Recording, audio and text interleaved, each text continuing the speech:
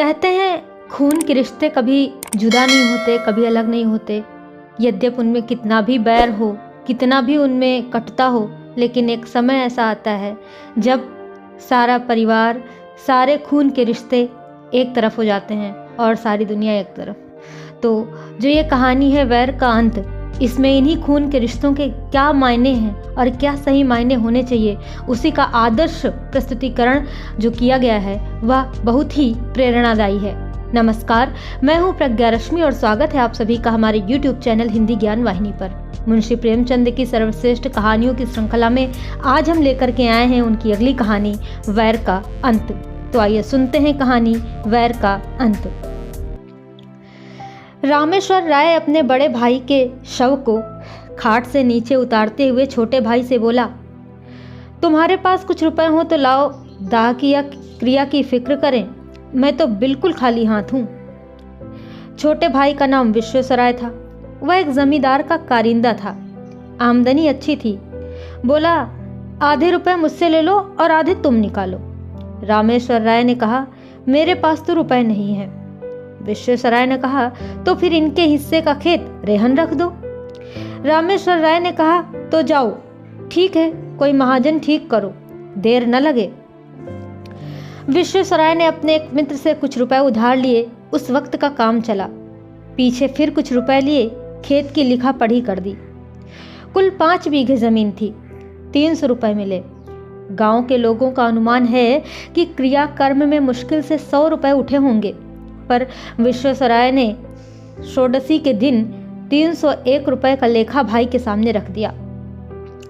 रामेश्वर राय ने चकित होकर पूछा, सब रुपए उठ गए? विश्वेश्वराय ने कहा, क्या मैं इतना नीच हूं कि मरनी के रुपयों में भी कुछ उठा रखूंगा? आखिर किसको यह धन पचेगा? रामेश्वर राय ने कहा, नहीं, मैं तुम्हें बेईमान नहीं बनाता, मैं तो बस पूछता था। विश्वेश्वराय ने कहा, कुछ शक हो तो जिस बनिए से चीजें ली गई हैं उससे पूछ लो। खैर, साल भर के बाद एक दिन विश्वेश्वराय ने भाई से कहा, रुपए हो तो लाओ, खेत छुड़ा ले। रामेश्वर राय ने कहा, मेरे पास रुपए कहाँ से आए? घर का हाल तुमसे छिपा थोड़े ही है। विश्वेश्वराय ने कहा, तो मैं सब रुपए देकर जमीन छुड़ा लेता हूँ। जब तुम्हारे पास रुपए हों तो आधा देकर अपनी आधी जमीन मुझसे ले लेना। रामेश्वर राय ने कहा, अच्छी बात है, छुड़ा लो। 3 साल गुजर गए। विश्वेश्वराय जमीन को जोतता रहा। उसे खाद गोबर से खूब सजाया। उसने निश्चय कर लिया था कि अब यह जमीन न छोड़ूंगा। मेरा तो इस पर मौरूसी हक हो गया, अदालत से भी कोई नहीं ले सकता। और रामेश्वर राय ने कई बार यत्न किया कि रुपए देकर अपना हिस्सा ले ले, पर 30 साल में वे कभी 150 रुपए जमा न कर सके। मगर अब रामेश्वर राय का बड़ा लड़का जागेश्वर कुछ संभल गया था।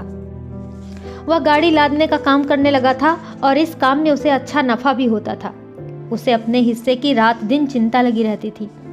अंत में उसने रात दिन परिश्रम करके यथेष्ट धन बटोर लिया और एक दिन चाचा से बोला, काका, अपने रुपए ले लीजिए, मैं अपना भी नाम चढ़वा लूं। विश्वेश्वराय ने कहा, अच्छा, अपने बाप के तुम ही चतुर बेटे नहीं हो। इतने दिनों तक कान नहीं लाए, जब मैंने जमीन को सोना बना लिया तब हिस्सा बटाने चले हो। रामेश्वर राय ने कहा, तुमने जमीन को सोना बना दिया तो उसका नफा भी तो उठाया, मैं तुमसे मांगने तो नहीं गया। विश्वेश्वर राय ने कहा, तो अब जमीन तो ना मिलेगी। रामेश्वर राय ने कहा, अच्छा, ये लेकिन जान लो, भाई का हक मारकर कोई सुखी नहीं रहता। विश्वेश्वर राय ने कहा, जमीन मेरी है, भाई की नहीं है। जागेश्वर ने कहा, तो आप सीधे न दीजिएगा। विश्वेश्वर राय ने कहा, न सीधे दूंगा न टेढ़े से दूंगा, जाओ अदालत कर लो। जागेश्वर राय ने कहा, अदालत करने की मुझ में सामर्थ्य नहीं है, पर इतना कह देता हूं कि जमीन चाहे मुझे न मिले पर आपके पास भी न रहेगी। विश्वेश्वर राय ने कहा, यह धमकी जाकर किसी और को दो। जागेश्वर ने कहा, फिर ये न कहिएगा कि भाई होकर बैरी हो गया। विश्वेश्वर ने कहा, 1000 गांठ में रखकर तब जो कुछ आए जी में करना। जागेश्वर ने कहा, मैं गरीब आदमी 1000 रुपए कहाँ से लाऊंगा, पर कभी कभी भगवान दीनों पर दयालु हो जाते हैं। विश्वेश्वर ने कहा, मैं इस डर से बिल नहीं खोद रहा हूं। खैर, रामेश्वर राय तो चुप ही रहा, पर जागेश्वर इतना क्षमाशील न था। वकीलों से बातचीत की। वह अब आधी नहीं पूरी जमीन पर दांत लगाए हुए था। मृत सिद्धेश्वर राय की एक लड़की तपेश्वरी थी। अपने जीवन काल में वे उसका विवाह कर चुके थे। उसे कुछ मालूम ही न था कि बाप ने क्या छोड़ा और किसने लिया। क्रियाकर्म अच्छी तरह हो गया, वह इसी में खुश थी। षोडशी में आई थी, फिर ससुराल चली गई। 30 वर्ष हो गए, न किसी ने बुलाया और न वह महके आई। ससुराल की दशा भी अच्छी न थी। पति का देहांत हो चुका था, लड़के भी अल्प वेतन पर नौकर थे। जागेश्वर ने अपनी फूफी को उभारना शुरू किया। वह उसी को मुद्दई बनाना चाहता था। तपेश्वरी ने कहा, बेटा, मुझे भगवान ने जो दिया है उसी में मगन हूँ। मुझे जगह जमीन न चाहिए। मेरे पास अदालत करने को धन नहीं है। जागेश्वर ने कहा, रुपए तो मैं लगाऊंगा, तुम खाली दावा कर दो। तपेश्वरी ने कहा, भैया, तुम्हें लड़ाकर किसी काम का न रखेंगे। जागेश्वर ने कहा, लेकिन यह नहीं देखा जाता कि वे जायदाद लेकर मजे उड़ावें और हम मुंह ताकें। मैं अदालत का खर्चा दे दूंगा। इस जमीन के पीछे बिक जाऊंगा, लेकिन उसका गला न छोड़ूंगा। तपेश्वरी ने कहा, अगर जमीन मिल भी गई तो तुम अपने रुपयों के एवज में ले लोगे। मेरे हाथ क्या लगेगा? मैं भाई से क्यों बुरी बनूं? जागेश्वर ने कहा, जमीन आप ले लीजिएगा, मैं केवल चाचा साहब का घमंड तोड़ना चाहता हूँ। तपेश्वरी ने कहा, अच्छा ठीक है, तो फिर जाओ, मेरी तरफ से दावा कर दो। जागेश्वर ने सोचा, जब चाचा साहब की मुट्ठी से जमीन निकल आएगी तब मैं 10-5 रुपए साल पर इनसे ले लूंगा। इन्हें अभी कौड़ी नहीं मिलती, जो कुछ मिलेगा उसी को बहुत समझेंगी। आखिर दूसरे दिन दावा कर दिया। मुंसिफ के इजलास में मुकदमा पेश हुआ। विश्वेश्वराय ने सिद्ध किया कि तपेश्वरी सिद्धेश्वरी राय की कन्या ही नहीं है। गांव के आदमियों पर विश्वेश्वर का दबाव था। सब लोग उससे रुपए पैसे उधार ले जाते थे। मामले मुकदमे में उनसे सलाहें लेते थे।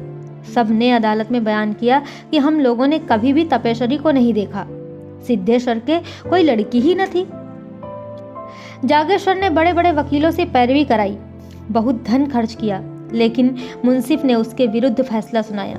बेचारा हताश हो गया। विश्वेश्वर की अदालत में सबसे जान पहचान थी।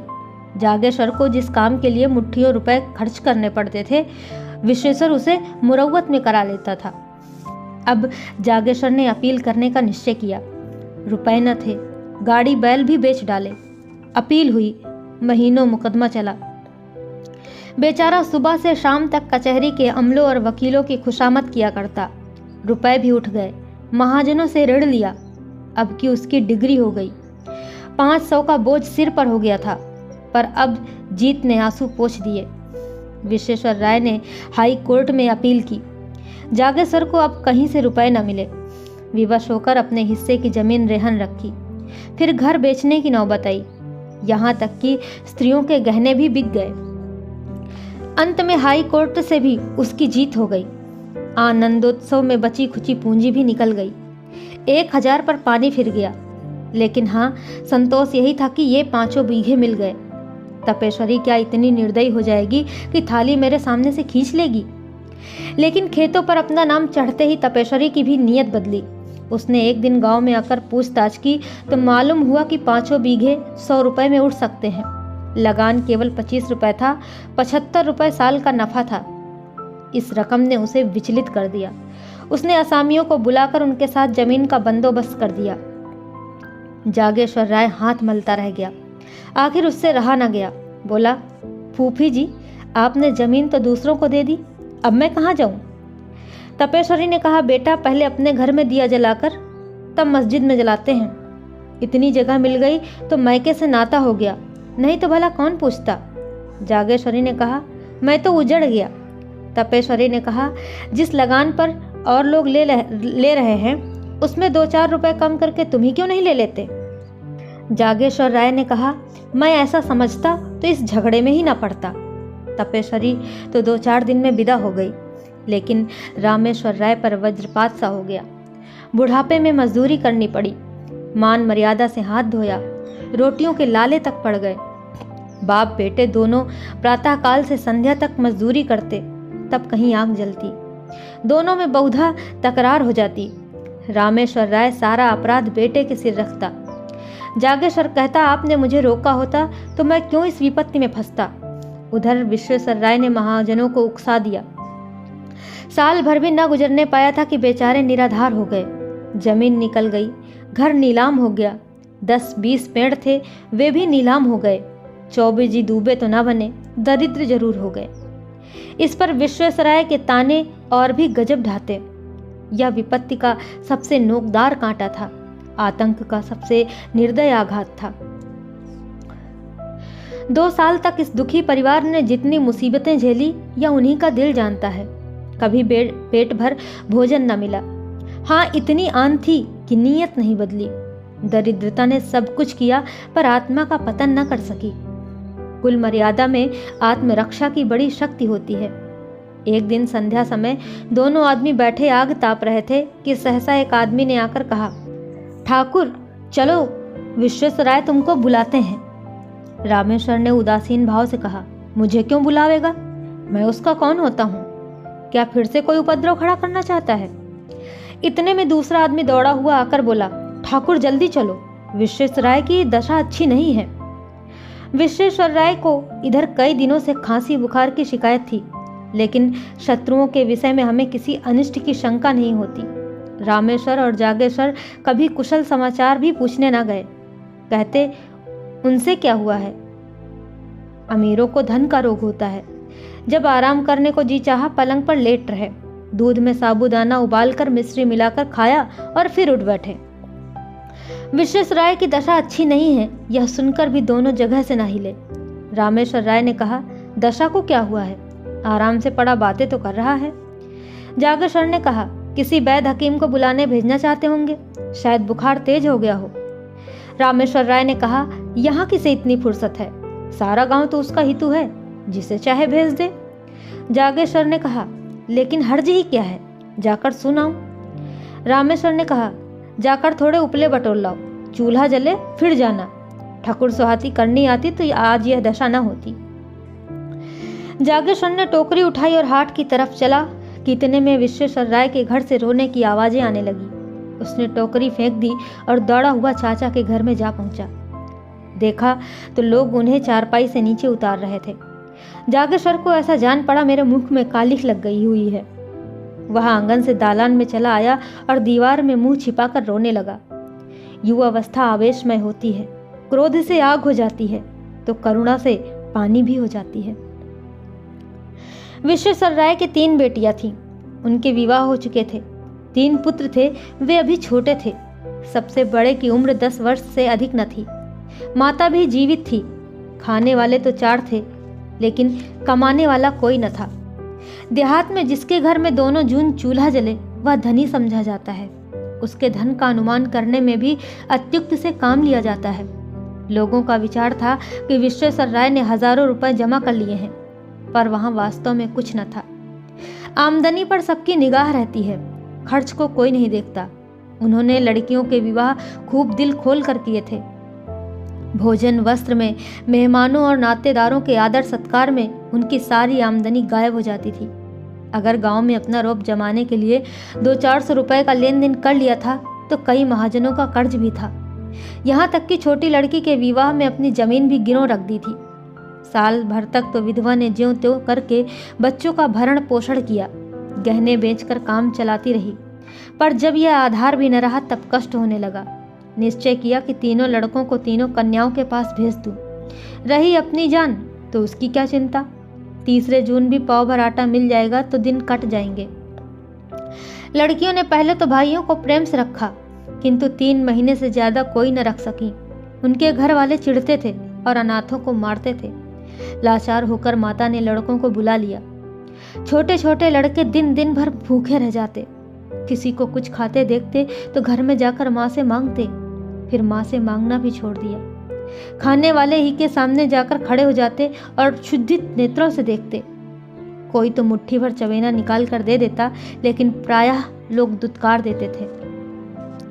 जाड़ों के दिन थे, खेतों में मटर की फलियां लगी हुई थी।